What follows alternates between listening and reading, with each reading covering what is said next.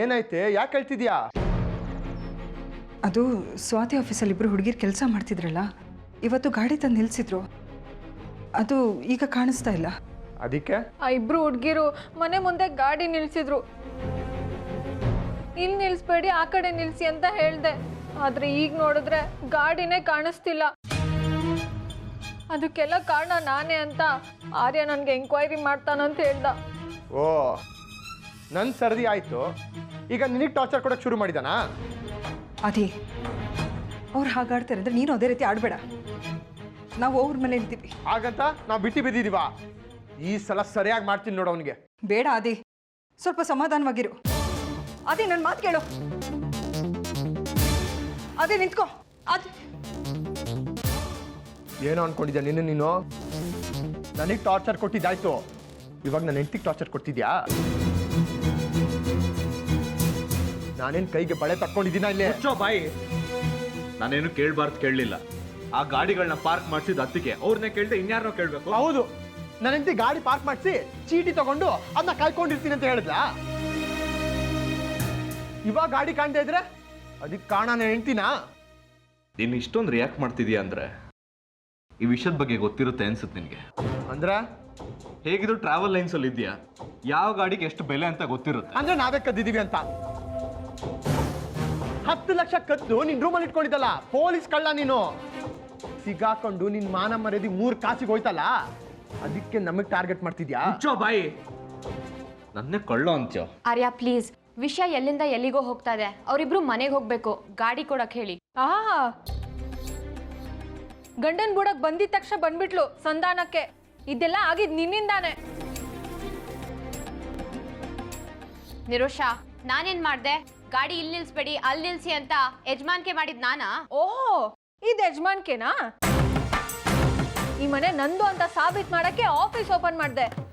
ನಾನು ಮಾವನ ಹತ್ರ 10 ಲಕ್ಷ ಈಸ್ಕೊಂಡೆ ಅಂತ ನೀನು ಈಸ್ಕೊಂಡೆ, ಅದ್ ಯಜಮಾನ್ಕೆ ಅಲ್ವಾ? ಆ 10 ಲಕ್ಷನ ವಾಪಸ್ ಕೊಟ್ಟಿದೀವಿ ನಾವು. ಅವ್ರ ಹಂಗ್ ನಮಗ್ ಬೇಕಾಗಿಲ್ಲ, ಗತಿಗಟ್ಟೆ ಈಸ್ಕೊಂಡಿಲ್ಲ ನಾವು. ಹೌದು, ನಾವು ಗತಿಗೆಟ್ಟೆ ಇಸ್ಕೊಂಡ್ವಿ. ನಮ್ಮ ಮಾವ ನಮಗ್ ಕೊಟ್ರು, ಅವ್ರ ಮಗನ್ಗೆ ತಾನೇ ಮಾಡಿದ್ದು. ನನ್ ಗಂಡ ನಿನ್ ಮಾವನ್ಗೆ ಮಗ ಅಲ್ಲ ಅಂತ ಹೇಳ್ತಿದ್ಯಾ ಅಲ್ವಾ? ನಿನ್ ವಕ್ರ ಬುದ್ಧಿಗೆ ಪ್ರತಿ ಮಾತು ಬೇರೆ ಬೇರೆ ತರನೇ ಅರ್ಥ. ಯಾರ್ದ್ ವಕ್ರ ಬುದ್ಧಿ? ಸಾರ್ಗೆ ಉಪ್ಪು ಸುರಿಯೋ ಚೀಪ್ ಬುದ್ಧಿ ಇಲ್ಲ ನನ್ಗೆ. ಯಾರು ಮಾಡಿದ್ದು? ತಲೆ ಎಲ್ಲೋ ಇಟ್ಕೊಂಡು ಅಡ್ಗೆ ಮಾಡಿ ಇನ್ನೊಬ್ರು ತಲೆ ಕಟ್ಟೋದಲ್ಲ. ಯಾರ್ಗ್ ಹೇಳ್ತಿದ್ಯಾ ತಲೆ ಸರಿ ಇಲ್ಲ ಅಂತ? ಮಾಡೋಕೆ ಬೇರೆ ಕೆಲಸ ಇಲ್ದಿರೋರ ಹತ್ರ ನಾನ್ ಮಾತಾಡಲ್ಲ. ಓಹೋ, ಏನ್ ದೊಡ್ಡ ಆಫೀಸರು ಶುರು ಮಾಡಿರೋದ್ ಒಂದ್ ಜುಜ್ಬಿ ಆಫೀಸು, ಅದು ಈ 4 ಗೋಡೆ ಮಧ್ಯೆ. ಹೌದು, ನಾನು ಅದನ್ನಾದ್ರೂ ಶುರು ಮಾಡಿದೀನಿ. ಬೇರೆಯವ್ರ ತರ ಬಂದವ್ರಿಗೆ ಬಾಗ್ಲು ತೆಗಿಯಲ್ವಲ್ಲ. ನೋಡದಿ ಹೇಗ್ ಮಾತಾಡ್ತಾಳೆ ಅಂತ.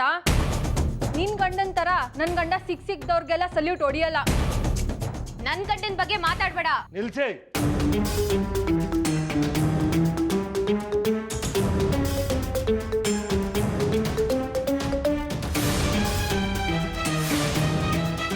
ಇದೇನು ಮನೆನೋ ಅಥವಾ ಮಾರ್ಕೆಟು?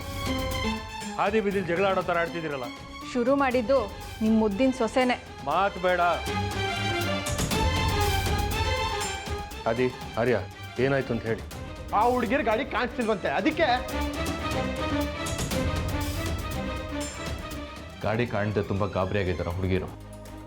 ನಾನು ಹುಡ್ಕೋ ಪ್ರಯತ್ನ ಪಟ್ಟೆ. ಅದು ಆಮೇಲಿಂದು. ಮೊದಲು ಈ ಹುಡುಗಿರಿಗೆ ವೆಹಿಕಲ್ ಮಾಡಿ ಮನೆ ಕಳಿಸೋ ವ್ಯವಸ್ಥೆ ಮಾಡಿ. ಒಂದು ವೇಳೆ ನಿಮ್ಮ ಗಾಡಿ ಸಿಗದೇ ಇದ್ರೆ ಹೊಸ ಗಾಡಿ ಕೊಡಿಸೋ ವ್ಯವಸ್ಥೆ ನಾನು ಮಾಡ್ತೀನಿ. ಅಲ್ಲಿವರೆಗೂ ದಯವಿಟ್ಟು. ಸರಿ ಅಂಕಲ್.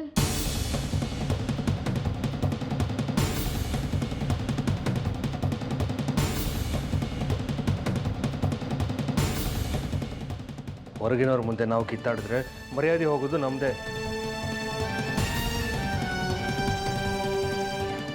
ನಾವು ಸದರ ಆಗ್ತೀವಿ, ಎಲ್ಲರೂ ನಮ್ಮನ್ನು ಬಳಸ್ಕೊಡೋದಕ್ಕೆ ಶುರು ಮಾಡ್ತಾರೆ. ದಯವಿಟ್ಟು ಇನ್ನೊಂದು ಸಲ ಅದಕ್ಕೆ ಅವಕಾಶ ಕೊಡಬೇಡಿ. ಎಲ್ಲರೂ ಹೊರಡಿ.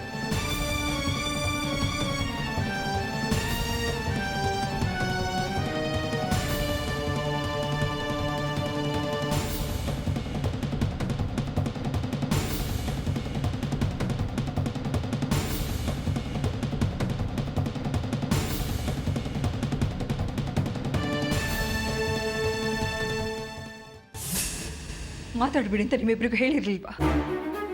ಕಲ್ಚರ್ ಇಲ್ದಿರೋ ಥರ ಬಿಹೇವ್ ಮಾಡ್ತಿರಲ್ಲ. ನೀವೇ ನೋಡಿದ್ರಲ್ಲ ಅತ್ತೆ ಯಾರು ಜಗಳ ಶುರು ಮಾಡಿದ್ದು ಅಂತ. ಆದ್ರೆ ಮುಂದುವರ್ಸಿದ್ದು ನೀವುಗಳು ತಾನೆ. ಮತ್ತೆ ಇನ್ನೇನು ಮಾಡಬೇಕಾಗಿತ್ತು? ಅನ್ಸ್ಕೊಂಡು ತಲೆ ತೆಗೆಸ್ಕೊಂಡು ಇರ್ಬೇಕಾಗಿತ್ತಾ? ನಾವುಗಳು ಮಾತಾಡದೇ ಇದ್ದಿದ್ರೆ ನಿರೋಷನೇ ಕದ್ದಿದ್ದು ಅಂತ ಮಾಡಿಬಿಡ್ತಿದ್ರು. ಇಷ್ಟು ದಿನ ನೀನು ಸುಮ್ಮನೆ ಇದ್ದೆ, ಅದಕ್ಕೆ ನಾವು ಅನ್ಭವಿಸ್ತಿರೋದು. ನಮ್ಮನ್ನ ದಯವಿಟ್ಟು ಕಟ್ಟಾಕ್ಬೇಡ. ನೀವುಗಳು ಮಾತಾಡಿ ಏನೋ ಪ್ರಯೋಜನ ಆಯ್ತು? ಏನು ಪ್ರಯೋಜನ ಆಯ್ತು? ಸತ್ಯ ಹೊರಗೆ ಬರೋದಕ್ಕೆ ಟೈಮ್ ತಗೊಳುತ್ತೆ. ಯಾವ ವಿಷಯನೂ ಯಾರಿಂದನೂ ಮುಚ್ಚಿಡೋದಕ್ಕಾಗಲ್ಲ. ಒಂದಲ್ಲ ಒಂದಿನ ಗೊತ್ತಾಗುತ್ತೆ. ಅಷ್ಟೊತ್ತಿಗೆ ನಡಿಬಾರ್ದೆಲ್ಲ ನಡ್ದೋಗಿರತ್ತೆ. ಇಷ್ಟು ದಿನ ನನಗೆ ಟಾರ್ಚರ್ ಕೊಟ್ಟರು, ನಾನು ಹೇಗೋ ಸಹಿಸ್ಕೊಂಡಿದ್ದೆ. ಈಗ ನಿರೋಷನ್ ತಡ್ಡೆಗೆ ಬಂದಿದ್ದಾರೆ. ಇವಾಗಲೂ ಸುಮ್ಮನೆ ಇದ್ರೆ ನಾಳೆ ದಿನ ನಿನ್ನೂ ಬೀದಿಗೆ ಎಳಿತಾರೆ. ನಾವುಗಳು ಈ ಮನೇಲಿ ಪರ್ಮನೆಂಟ್ ಆಗಿರೋರಲ್ಲ. ಹಾಗಂತ ನಾವ್ಯಾಕೆ ಅವರಿಂದ ಕತ್ತಿಡ್ಸ್ಕೊಂಡು ಹೊರಗೆ ಹೋಗ್ಬೇಕು? ಅದೇ ನಾವಿಲ್ಲಿರೋದೇ ಅವ್ರಿಗೆ ಉಪಕಾರ ಮಾಡ್ಲಿ ಅಂತ, ನಮಗೆ ಕೃತಜ್ಞತೆ ಹೇಳ್ಬೇಕು ಅಂತ ಕರ್ಕೊಂಡ್ ಬಂದ್ರು. ಅಲ್ಲಿ ನೀನು ಅವ್ರ ಪ್ರಾಣ ಉಳಿಸ್ದೆ, ಇಲ್ಲಿ ನಮ್ಮ ಪ್ರಾಣ ತೆಗೆಯೋ ಪರಿಸ್ಥಿತಿ ಬಂದಿದೆ. ಅತ್ತೆ ಇದೆಲ್ಲ ಯಾರಿಂದ ಹೇಳಿ? ಆ ಸ್ವಾತಿಯಿಂದಾನೆ. ಸ್ವಾತಿನ ಅವಳೇನ್ ಮಾಡಿದ್ಲು? ಅವಳೇ ಅವಳ ಗಂಡಂಗೆ ಇಲ್ದೇ ಇರೋದೆಲ್ಲ ತಲೆಗೆ ತುಂಬಿ ಹೀಗೆಲ್ಲ ಮಾಡ್ತಿರೋದು. ಅವಳು ಮಹಾನ್ ಚಾಲಾಕಿ, ನಿಮ್ಗೆ ಗೊತ್ತಿಲ್ಲ ಅತ್ತೆ? ನೋಡು, ಸುಮ್ಮನೆ ಯಾರ ಮೇಲೆ ಅಪಂದೆ ಮಾಡಬಾರ್ದು. ಅದು ನಿನಗೂ ಗೊತ್ತಿರಲಿ. ಗೊತ್ತಾಗಲ್ವಾ ಅತ್ತೆ? ಅವಳಷ್ಟು ಮಾತಾಡಿದ್ರು ಆರ್ಯ ಒಂದೇ ಒಂದು ಮಾತಾಡದ್ನ. ಹೆಸ್ರಿಗೆ ಮಾತ್ರ ಪೊಲೀಸು, ಮನೇಲಿ ಇಲ್ಲಿ ಬೀದಿನ ಹುಲಿ. ನಿರೋಷ, ನೀವುಗಳು ಅಷ್ಟೇ ಮಾತಾಡಿದ್ದೀರ, ನೆನಪಿರ್ಲಿ. ನಿಮ್ಗಳ ಬಗ್ಗೆ ಅವರು ಹಾಗೆ ಮಾತಾಡ್ಕೋತಾರೆ. ಆ ಸ್ವಾತಿ ಅಂತ ಊಸುವಳಿ ಅಂತ ನಾನು ಸಾಬೀತು ಮಾಡೇ ಮಾಡ್ತೀನತ್ತೆ. ನಾಳೆಯಿಂದ ಹೆಜ್ಜೆ ಹೆಜ್ಜೆಗೂ ಅವಳು ಕೊರಗಬೇಕು, ಹಾಗೆ ಮಾಡ್ತೀನಿ. ನಿರೋಷ, ನೀನು ಆದಿ ಥರ ಅವಶ್ಯಕ ಬುದ್ಧಿ ಕೊಟ್ಟು ಏನೇನೋ ಮಾತಾಡಬೇಡ. ಈ ಆದಿ, ಅವಳನ್ನ ತಡಿಯೋ. ಇದು ಸಂಸಾರದ ವಿಷಯ ಕಣೋ. ನಾನು ತಡಿಯಲ್ಲಮ್ಮ, ನನಗೆ ಬೇಕಾಗಿರೋದು ಅದೇ. ಬೇಡ ನಿರೋಷ, ದಯವಿಟ್ಟು ಅರ್ಥ ಮಾಡ್ಕೊ. ಇದು ವಿಪರೀತಕ್ಕೆ ಹೋದ್ರೆ ಮನ್ಸುಗಳು ಹೊಡೆದೋಗುತ್ತೆ, ಮನೆ ಹೊಡೆದೋಗುತ್ತೆ. ನನ್ನ ತಂಟೆಗೆ ಬಂದಿದ್ದಕ್ಕೆ ಅವಳು ವಿಲ ವಿಲ ಅಂತ ಒದ್ದಾಡಬೇಕು. ಹಾಗೆ ಮಾಡಲಿಲ್ಲ ಅಂದ್ರೆ ನನ್ನ ಹೆಸರು ನಿರೋಷನೇ ಅಲ್ಲ.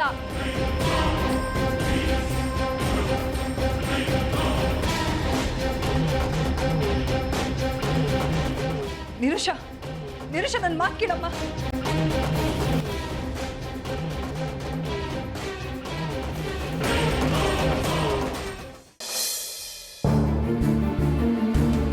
ಇಬ್ರು ನನ್ನ ಮಕ್ಕಳೇ, ಇಬ್ಬರು ಜಿದ್ದಿಗೆ ಬಿದ್ದಿದ್ದಾರೆ. ಅವ್ರ ಕೈ ಹಿಡಿದ ಹೆಣ್ಮಕ್ಳಾದ್ರು ಹೊಂದ್ಕೊಂಡು ಹೋಗ್ತಾರೆ ಅಂತ ಅನ್ಕೊಂಡಿದ್ದೆ. ಆದ್ರೆ ಈಗ ಅವ್ರುಗಳೇ ಹಾವು ಮೂಸಿಗಳ ಥರ ಆಡ್ತಾ ಇದ್ದಾರೆ. ಇದೆಲ್ಲಿಗೆ ಬಂದು ಮುಟ್ಟತ್ತು? ಇದೆಲ್ಲ ಒಂದು ಕೊನೆ ಆಗೋದಕ್ಕೆ ಈಗ ಆಗ್ತಿದೆ ಅಂತ ಅನಿಸ್ತಿದೆ ಅತ್ತೆ ನನಗೆ. ಅದೇ ಭಯ ಆಗ್ತಾ ಇರೋದು ರಂಜಿತ್ ನನಗೆ. ಯಾವ ಥರದ್ದು ಕೊನೆ ಆಗುತ್ತೆ ಅಂತ. ಭಯ ಬೇಡ ಅತ್ತೆ, ನಾನಿದ್ದೀನಿ, ಏನಾದರೂ ಮಾಡ್ತೀನಿ. ಯಾರಾದರೂ ಏನಾದರೂ ಮಾಡೋ ಮಟ್ಟ ಮೀರ್ ಹೋಗಿದೆ ರಂಜಿತ್.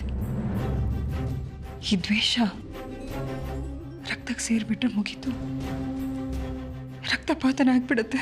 ಅತ್ತೆ, ವಿಷಯ ನೀವು ಹೇಳ್ತಾ ಇರೋಷ್ಟು ಸೀರಿಯಸ್ ಆಗಿ ಏನಿಲ್ಲ ಅತ್ತೆ. ಅವನು ನಾನು ಹೆತ್ತು ಮಗನೇ, ಇವನು ನಾನು ಹೆತ್ತು ಮಗನೇ. ಬೆಳೀತಾ ಬೆಳೀತಾ ಇಬ್ರು ದಾಯಾದಿಗಳಾಗ್ತಾರೆ ಅಂದ್ರೆ ಹೆತ್ತು ಕರಳಿಗೆ ಹೇಗಾಗ್ಬೇಡ ಹೇಳಿ. ನೀವು ಹೇಳ್ದಾಗೆ ಹೆಂಗಸರು ಹೊಂದ್ಕೊಂಡು ಹೋದ್ರೆ ಎಲ್ಲ ಸರಿ ಹೋಗುತ್ತೆ ಅಲ್ವಾ? ಮನೆ ತೇಲೋದು, ಮುಳುಗೋದು, ಉಳಿಯೋದು, ಅಳಿಯೋದು ಎಲ್ಲ ಹೆಣ್ಮಕ್ಳ ಕೈಯೆಲ್ಲ ಇರುತ್ತೆ. ಅವಳಿಗಿರೋಷ್ಟು ಶಕ್ತಿ ಹಕ್ಕು ಯಾರಿಗಿರುತ್ತೆ ಹೇಳಿ? ತನ್ನ ವಿವೇಕನ ಬಳಸೋ ಕಡೆ ಬಳಸದೇ ಇದ್ದಾಗ ತನ್ನ ಜೀವನನ ತನ್ನ ಕೈಯಾರೆ ಹಾಳು ಮಾಡ್ಕೊಬಿಡ್ತಾರೆ. ತನ್ನ ಸಣ್ಣ ಬುದ್ಧಿಯಿಂದ. ಅತ್ತೆ, ನಿರೋಷ ಸ್ವಾತಿ ಹತ್ರ ನಾನು ಮಾತಾಡ್ತೀನಿ. ಅವರಿಬ್ಬರು ನನ್ನ ತಂಗಿಯರೇ. ಸ್ವಾತಿ ಒಳ್ಳೆ ಹುಡುಗಿನೇ ರಂಜಿತ್. ನಿರೋಷ ಹೇಳ್ದಾಗೆ ಅವಳು ಕೆಟ್ಟ ಹುಡುಗಿ ಅಂತ ನನಗನ್ನಿಸ್ತಾ ಇಲ್ಲ.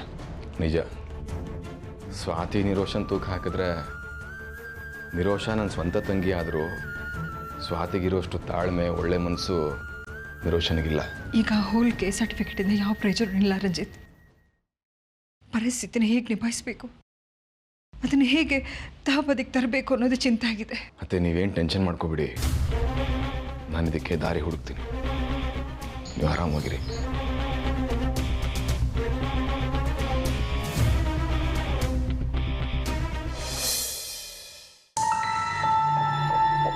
ಎಷ್ಟು ದಿನ ಅಂತ ಈ ಥರ ನಡ್ಕೊಂಬರೋದೆ? ದಿನ 8 ಕಿಲೋಮೀಟರ್ ನಡ್ಕೊಂಬಂದು ಸುಸ್ತಾಗೋಗಿದೆ. Hi girls. Good morning sir. Good morning sir. Good morning. ಯಾಕೆ ಇಬ್ಬರು ಬೇಜಾರು ಮಾಡ್ಕೊಂಡಿದ್ದೀರಲ್ಲ? ಏನಿಲ್ಲ ಬಿಡಿ ಸರ್. ಬೆಳಿಗ್ಗೆನೆ ಹೀಗಿದ್ರೆ ನೀವು ಕೆಲಸ ಹೇಗೆ ಶುರು ಮಾಡ್ತೀರಾ? ದಿನ ಎಲ್ಲ ಹಾಳಾಗುತ್ತೆ. ಅದೇನು ಅಂತ ಹೇಳಿ. ನಿಮಗೆ ಗೊತ್ತಾಗಲ್ಲ, ನೀವು ಶ್ರೀಮಂತರು, ತುಂಬಾ ದುಡ್ಡಿರೋರು. ಬೇಜಾರು ಶ್ರೀಮಂತರಿಗೆ ಬೇರೆ ಬಡವ್ರಿಗೆ ಬೇರೆ ಅಂತಿರಲ್ಲ, ಎಲ್ಲಾರ್ಗೂ ಒಂದೇ ಬೇಜಾರು.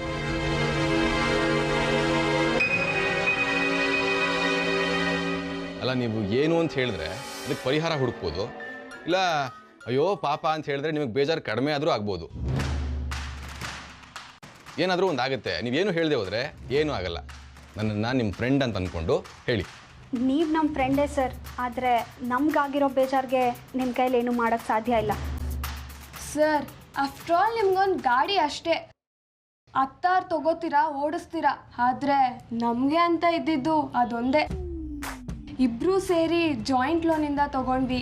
MNCಲಿ ವರ್ಕ್ ಮಾಡ್ಬೇಕಾದ್ರೆ ತುಂಬ ದುಡ್ಡು ಖರ್ಚು ಮಾಡ್ತಿದ್ವಿ. ಅದರಲ್ಲಿ ಸ್ವಲ್ಪ ದುಡ್ಡನ್ನ ಉಳಿಸ್ಬಿಟ್ಟು ಆ ಗಾಡಿ ತೊಗೊಂಡಿದ್ದು. ಇವಾಗ ಆ ಗಾಡಿನೂ ಇಲ್ಲ. ನಮ್ಮ ಲೈಫೇ ಸ್ಕ್ರ್ಯಾಚ್ನಿಂದ ಸ್ಟಾರ್ಟ್ ಮಾಡ್ದಂಗಿದೆ. ಓ, ಗಾಡಿ ಹೋಯ್ತು ಅಂತ ನಾ ಬೇಜಾರು. ಹೇಳಿಲ್ವಾ ಸರ್, ನಿಮ್ಗೆ ಅದೆಲ್ಲ ಅರ್ಥ ಆಗಲ್ಲ. ಅದು ನಿಮಗೆ ಆಫ್ಟರ್ ಆಲ್ ಅನಿಸುತ್ತೆ. ಇಲ್ಲ, ಖಂಡಿತ ಆಫ್ಟರ್ ಆಲ್ ಅಂತಲ್ಲ. ಗಾಡಿ ಹೋಗಿರೋದು ನಮ್ಮ ಮನೆಯಲ್ಲಿ, ಗಾಡಿ ಹೋಗಿರೋದು ನಮ್ಮಿಂದ. ಸೊ ಅದು ಕಾಂಪನ್ಸೇಷನ್ನು ನಾವೇ ಕೊಡಬೇಕಲ್ವಾ? ಹೇಗೆ? ಏನು ಮಾಡಿಸ್ತೀರಾ? ದಿನ ಪಿಕ್ ಆ್ಯಂಡ್ ಡ್ರಾಪ್ ಮಾಡಿಸ್ತೀರಾ? ಥ್ಯಾಂಕ್ಸ್, ಪರವಾಗಿಲ್ಲ. ನಾವು ದಿನ ಬಸ್ಸಲ್ಲೇ ಓಡಾಡ್ತೀವಿ. ನೀವು ತುಂಬ ಒಳ್ಳೆ ಹುಡುಗಿರು ಅಂತ ನಂಗೆ ಚೆನ್ನಾಗಿ ಗೊತ್ತು. ಇಷ್ಟೊಂದು ನಿರಾಸೆ ಆಗಬೇಕಾಗಿಲ್ಲ ನೀವು.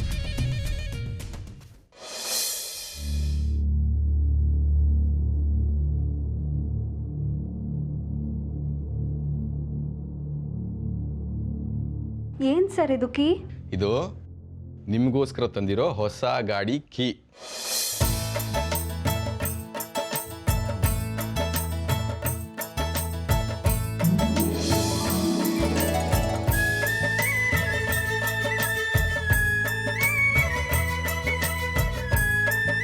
Thank you sir, thank you so much.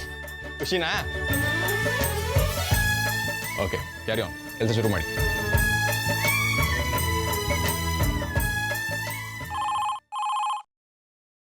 Hello, ಇದು SI ಆರ್ಯ ಅವ್ರ ಮನೆ ತಾನೆ? ಹೌದು. ನಾನು ಪೊಲೀಸ್ ಕಮಿಷನರ್ ಗರುಡಾಚಾರ್ ಮಾತಾಡ್ತಿರೋದು. ಆರ್ಯ ಅವ್ರು ಇದ್ದಾರಾ ಮನೇಲಿ? ಹಾಂ, ಇದ್ದಾನೆ. 1 ನಿಮಿಷ ಕರಿತೀನಿ. ಆರ್ಯ, ಫೋನ್ ಬರ್ತಾನೆ.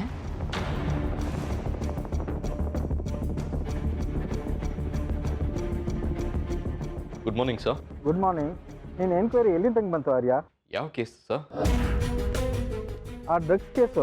ಆ ಸಿಟಿಯಿಂದ ಪೂರ್ತಿ ತೆಗೆದು ಹಾಕಬೇಕು. ಆ ಮೂಲ ವ್ಯಕ್ತಿನ ಪತ್ತೆ ಹಚ್ಚಬೇಕು ಅಂತ ನೀನು ವಹಿಸಿದ್ನಲ್ಲ ಆರ್ಯ, ಆ ಕೇಸ್ ಏನಾಯಿತು? ಕೋರ್ಸ್ ಸರ್, ಪ್ರೋಗ್ರೆಸ್ ಆಗ್ತಿದೆ. ನನಗೆ ಪ್ರೋಗ್ರೆಸ್ ಬೇಡ, ರಿಸಲ್ಟ್ ಬೇಕು. ಈ ವಾರ ನನಗೆ ಟ್ರಾನ್ಸ್ಫರ್ ಆಗ್ತಾ ಇದೆ.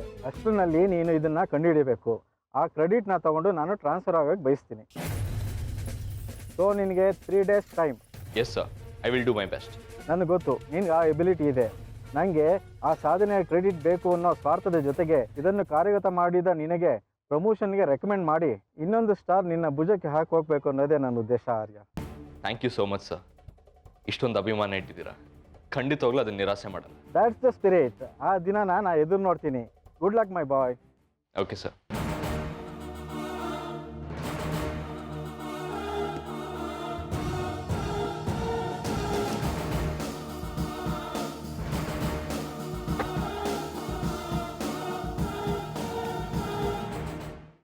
ಪದೇ ಪದೇ ಫೋನ್ ಮಾಡ್ಬೇಡ ಅಂತ ಹೇಳಿರಲಿಲ್ವಾ ನಿನಗೆ? ಇಂಪಾರ್ಟೆಂಟ್ ವಿಷಯ ಇದೆ ಮೇಡಮ್. ಒಂದು ಪಾರ್ಟಿನ ಪಿಕಪ್ ಮಾಡ್ತಿದ್ದೆ, ಅದಕ್ಕೆ ಫೋನ್ ಮಾಡಿದೆ. ಅದರಲ್ಲೇನೋ ಇದೆ. ನಿನ್ನ ಟ್ಯಾಕ್ಸಿ ಇರೋದೇ ಕಸ್ಟಮರ್ನ ಪಿಕ್ ಮಾಡೋಕ್ಕಲ್ವಾ? ಈ ಪಾರ್ಟಿನ ಏರ್ಪೋರ್ಟಿಗೆ ಕರ್ಕೊಂಡು ಹೋಗ್ತಾ ಇದ್ದೀನಿ, ಅದಕ್ಕೆ ಫೋನ್ ಮಾಡಿದೆ. ಹೌದಾ? ಹಾಂ ಮೇಡಮ್, ಏರ್ಪೋರ್ಟಿಗೆ ಹೋಗೋ ಪಾರ್ಟಿ ಇದ್ದರೆ ಫೋನ್ ಮಾಡು ಅಂತ ನೀವು ಹೇಳಿದ್ರಲ್ಲ, ಅದಕ್ಕೆ ಫೋನ್ ಮಾಡ್ತಾಯಿದ್ದೀನಿ. ಏನಾದ್ರು ಕೆಲಸ ಇದ್ರೆ ಹೇಳಿ, ಬೇಗ ಹೇಳಿ ಮೇಡಮ್. ಇಲ್ಲೂ ಒಂದು ಇಂಪಾರ್ಟೆಂಟ್ ವಿಷಯ ಇದೆ.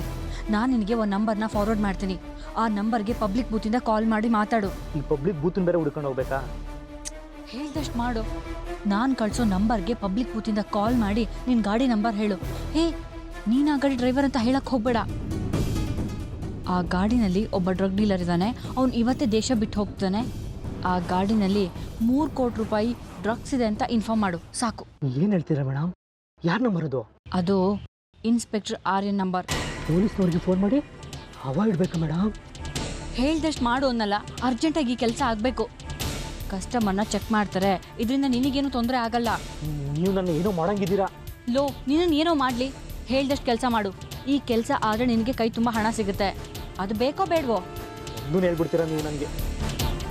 ಸರಿ, ನಂಬರ್ ಫಾರ್ವರ್ಡ್ ಮಾಡಿ, ಮಾಡ್ತೀನಿ. ಸರಿ ಸರಿ.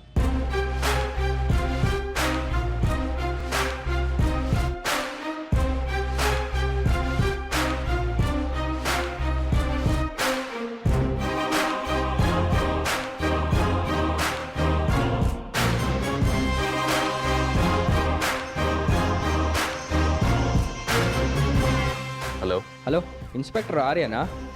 ಹೌದು, ನೀವು ಯಾರು? ಸರ್, ನಾನು ಯಾರಾದರೂ ಆಗಿರಲಿ ಸರ್, ನಾನು ನಿಮ್ಗೊಂದು ಇನ್ಫಾರ್ಮೇಷನ್ ಕೊಡಬೇಕಾಯ್ತು. ಒಬ್ಬ ವ್ಯಕ್ತಿ ಟ್ಯಾಕ್ಸಿಲಿ 3 ಕೋಟಿ ರೂಪಾಯಿ ಡ್ರಗ್ಸ್ನ ಸಾಗಿಸ್ತಾ ಇದ್ದಾನೆ. ಅವ್ನು ದೇಶ ಬಿಟ್ಟು ಹೋಗ್ತಾ ಇದ್ದಾನೆ ಸರ್. ಅವನನ್ನು ದಯವಿಟ್ಟು ಹಿಡೀರಿ. ಸರಿ, ನಿಮ್ಗೊಂದು ಹೆಸರು ಅಂತ ಇರಬೇಕಲ್ವಾ? ಈಗ ಅದು ಇಂಪಾರ್ಟೆಂಟಾ ಸರ್? ಅವನು ಡ್ರಗ್ಸ್ನ ಬೇರೆ ದೇಶಕ್ಕೆ ಸಾಗಿಸ್ತಾ ಇದ್ದಾನೆ. ಅವ್ನು ಹಿಡೀರಿ ಸರ್ ಫಸ್ಟ್ ಬೇಗ. ಟ್ಯಾಕ್ಸಿ ನಂಬರ್ ಹೇಳಿ. KA50 N433 sir. Thank you. ಮತ್ತೆ ಕಾಲ್ ಮಾಡ್ತೀನಿ. ಹಾಂ, ಆಯ್ತು ಸರ್. KA50 N433. ಗಾಡಿ ಇದೇ ರೋಡಲ್ಲಿ ಬರ್ತಿದ್ದಂಥ ಇನ್ಫಾರ್ಮೇಷನ್ ಬಂತು. Keep an I. ಸರ್, ಗಾಡಿ ಬರ್ತಾ ಇದೆ ಸರ್.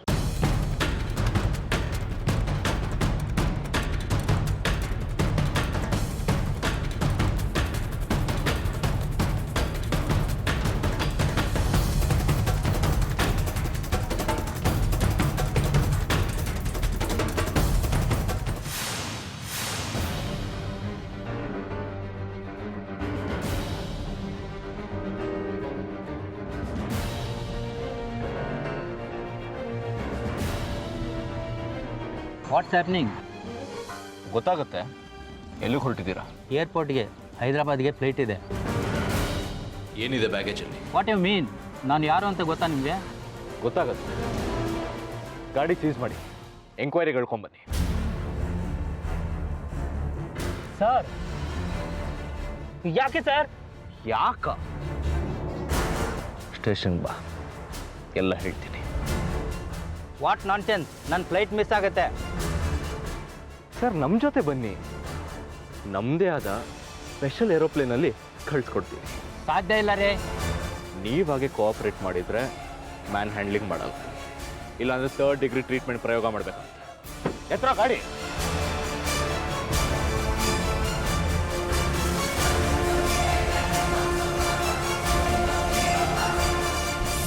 ಎಂಕ್ವೈರಿ ಬೇರೆ ಬೇರೆ ಥರ ಇರುತ್ತೆ.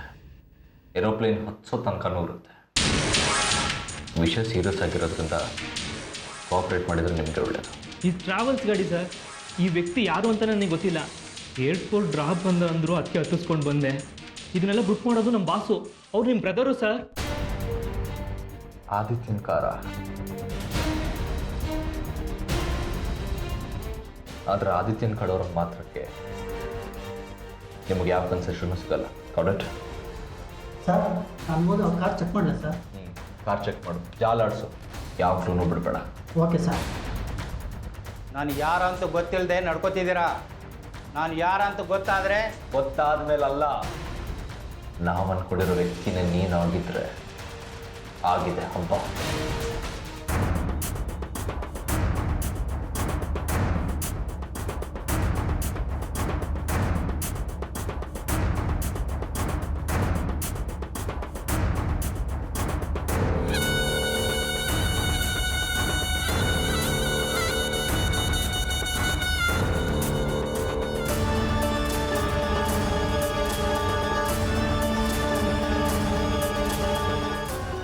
ಕಾರ್ ಸಿಕ್ಕು.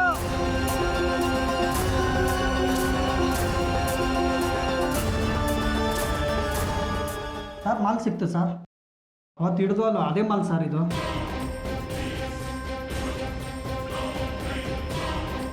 ಹೆರೋಯಿನ್ ಮೊನ್ನೆ ಸಿಕ್ತಲ್ಲ ಮಾಲ್, ಅದ್ರ ಜೊತೆ ಇಡು. Okay sir. ಈಗ ಹೇಳು, ನೀನು ಯಾರು? ಮಾತು ಮರ್ಯಾದೆಯಿಂದ ಬರಲೇ.